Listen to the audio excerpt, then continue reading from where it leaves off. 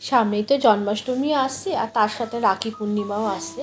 তো আজকের যে রেসিপিটা সেটা রাখি পূর্ণিমা এবং জন্মাষ্টমী দুটো উপলক্ষেই কিন্তু আমি বানাচ্ছি।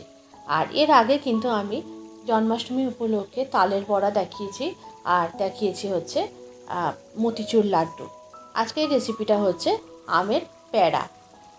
নামটা শুনেই বোঝা যাচ্ছে যে প্যাড়াই কিছু বানানো হবে। তো আম এবং নারকেল দিয়ে দারুণ স্বাদের এই প্যাড়াটা কিন্তু আজকে আমি আপনাদের সঙ্গে শেয়ার করব। এই জন্য আমি এখানে একটা খুব বড় সাইজের সুরমা ফজলি আম নিয়েছি। একটু মিষ্টি দেখে আম নেবেন, তাহলে কিন্তু রেসিপিটা খেতে অনেক ভালো হবে। আর এরপরে কিন্তু আমটাকে ভালো করে খোসা ছাড়িয়ে আমি আমটাকে টুকরো করে করে কেটে নেব। আসলে অনেকটা বড় আম তো আমি ঠিক হাতে গ্রিপ করতে পারছিলাম না। ভালো করে আমটাকে টুকরো টুকরো করে কেটে নিয়েছি। এরপরে এই টুকরোগুলোকে আমি একটা মিক্সি জারের মধ্যে দিয়ে টুকরোগুলো একদম স্মুথ একটা পেস্ট বানিয়ে নেব। আর তার মধ্যে দিয়ে দিয়েছি স্বাদ অনুযায়ী চিনি। মিষ্টিটা আপনারা যেরকম খেতে পছন্দ করবেন সেই অনুযায়ী দেবেন। আমের ব্যাটারটা কিন্তু একদম স্মুথ হয়ে গেছে। স্মুথ ব্যাটারটা তৈরি করে এরপরে আমি একটা নারকেল ভালো করে ফাটিয়ে নিয়েছি। নারকেলটাকে প্রথমে ভালো করে ধুয়ে নিয়েছি, ধুয়ে পরিষ্কার করে নিয়ে নারকেলটাকে আমি দা দিয়ে ভালো করে ফাটিয়ে নিয়েছি। আর এরপরে আমি এই নারকেলের থেকে আমি ছোট ছোট করে টুকরো বার করে সেই টুকরোগুলোকে আমি ভালো করে খোসা ছাড়িয়ে নেব। একটা পিলার দিয়ে খোসা ছাড়িয়ে নেওয়ার পর আমি এই নারকেলটাকেও কিন্তু টুকরো টুকরো করে একটা গ্রেটারের মধ্যে দিয়ে কিন্তু আমি মিক্সি জারের মধ্যে দিয়ে আমি ভালো করে একটু গ্রেট করে নেব।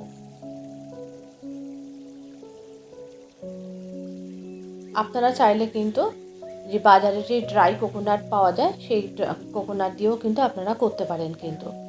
আর যদি বাড়িতে ফ্রেশ নারকেল থাকে তাহলে তো কোনো কথাই নেই।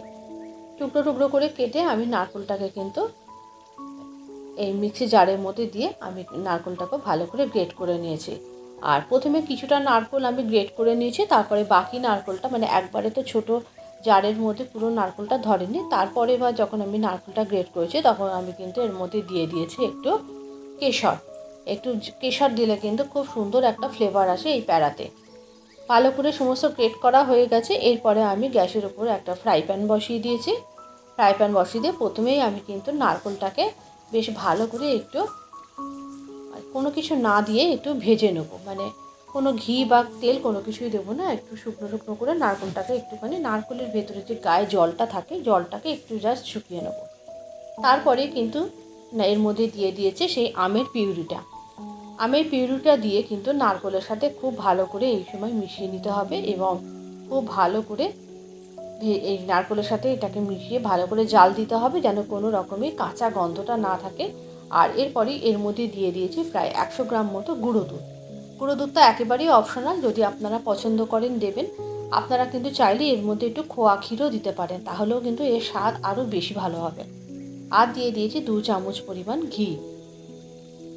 এরপরে দিয়ে ততক্ষণ নাড়তে হবে যতক্ষণ না এর ভেতর থেকে বেশ এটা ফ্রাই প্যানের গা থেকে ছেড়ে আসে। আর এর মধ্যে দিয়ে দিয়েছি বেশ কিছুটা পরিমাণ ড্রাই ফ্রুটস। আপনারা আপনাদের পছন্দ মতো যে কোনো ড্রাই ফ্রুটস দেবেন। আমি আজকে এর মধ্যে দিয়ে দিয়েছি শুধুমাত্র কাজু আর কিশমিশ।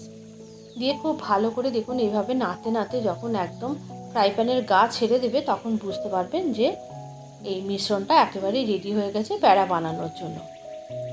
এরপরে আমি হাতে 2 ফোঁটা ঘি নিয়েছি। ঘি নিয়ে আমি কিন্তু এই থেকে ছোট ছোট করে লেচি কেটে সেগুলোকে কিন্তু আমি প্রথমে গোল করে নিয়েছি, নিয়ে তারপরে চ্যাপ্টা চ্যাপ্টা করে কিন্তু প্যাড়ার আকারে গড়ে নিয়েছি। আর এই মিষ্টিটা গড়ে কিন্তু আপনারা প্রায় 1 থেকে 1.5 মাস কিন্তু আপনারা এয়ারটাইট কন্টেনারের মধ্যে করে কিন্তু স্টোর করে রাখতে পারেন। আর যে কোনো পুজো আচ্চার দিনে কিন্তু এরকম মিষ্টি তৈরি করে ঠাকুরকে নিবেদন করবেন।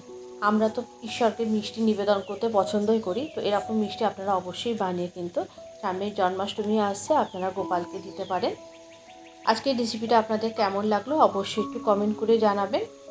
আর উপর থেকে একটু গার্নিশিংয়ের জন্য আমি একটু তবক দিয়ে দিয়েছি। তবকটাও একেবারেই অপশনাল, আপনারা চাইলে ওপরে কিন্তু একটা করে হাফ কাজু বাদাম দিতে পারেন। রেসিপিটা ভালো লাগলে একটুখানি লাইক করে বন্ধুদের মধ্যে শেয়ার করে দেবেন। অন্তরার কুক অ্যান্ড বেক পরিবার শুধু অন্তরার না, এটা আপনাদের সবার পরিবার। আর আপনাদের সকলের সহযোগিতা এবং ভালোবাসা এই পরিবারকে আরও অনেক দূর এগিয়ে নিয়ে যেতে চাই। আজকের রেসিপিটা তাহলে এই পর্যন্ত। আবারও দেখা হবে পরবর্তী ভিডিওতে আর একটা নতুন কোনো রেসিপির সাথে।